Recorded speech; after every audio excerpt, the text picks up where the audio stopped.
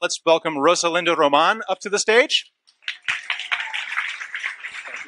Thank you. I guess, here we go. Okay, a few years ago, we packed up everything in our home, either sold, donated, or packed it, drove to Florida, moved onto a boat, and sailed to the Bahamas and back again over the course of about a year. By we, I mean my husband, Nathan, who's behind the camera, my two daughters, Ahava and Ziva, and our German Shepherd, Tova. The boat was Hakuna Matata, 42-foot sailing catamaran.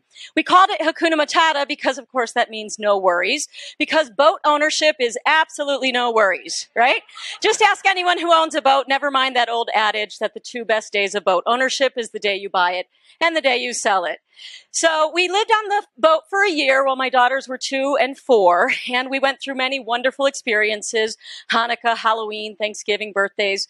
It really brought our family closer together, literally and figuratively, and sometimes I wonder, why did we move off the boat? And then I remember this little guy, Samuel.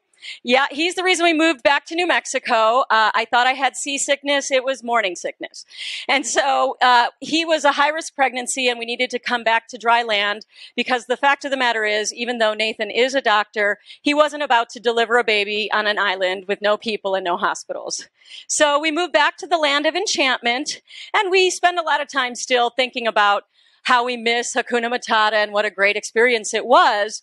But in the end, we got this. So it was worth it, and it was an emergency C-section. So we made the right decision.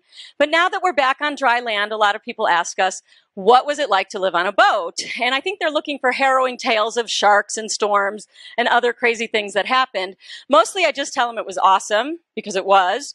And yes, there were sharks and storms and other harrowing tales. But the hardest part, or the biggest challenges, are really the same challenges every family faces, just a little bit more magnified because of the close living quarters and potential for life-threatening danger. So this is the subject of this talk. It is how not to kill your spouse, your children, or your dog while living on a boat. Or better put, the top 5 lessons we learned while we lived on our boat with our family for a year.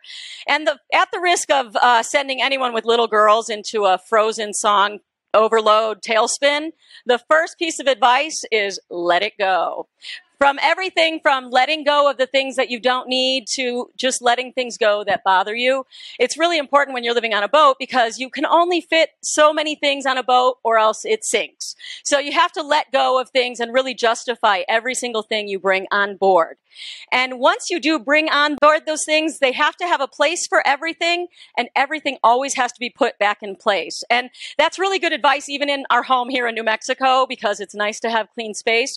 But when you hit a wave and it's, dishes are flying around, it's not good for anyone. Communication is everything. We created a color-coded communication system for the kids. Green meant everything's great. Yellow meant danger, leave mommy and daddy alone.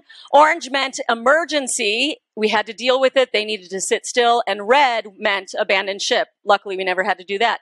We created these systems from before we moved onto the boat. This is Nathan spray painting the anchor chain, so I knew the depth immediately, so we didn't scream at each other across the bow in a harbor. And this is the biggest piece of advice. Always do it. This is how we try to live our lives.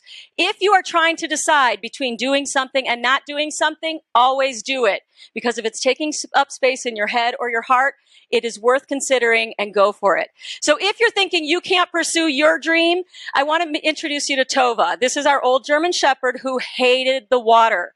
We brought her onto the boat and we had many battles, but in the end, we learned that you can teach an old dog new tricks, and she eventually became the proud guardian of Hakuna Matata, and she's actually quite famous in the Bahamas as that big German Shepherd that protected our little family. So I just want to tell you that whatever your dream is, you can do it. And I want you to consider 2 quotes. This is one of my favorites. Man cannot discover new oceans unless he first has the courage to lose sight of the shore. And we did lose sight of the shore, and I'm so glad we did.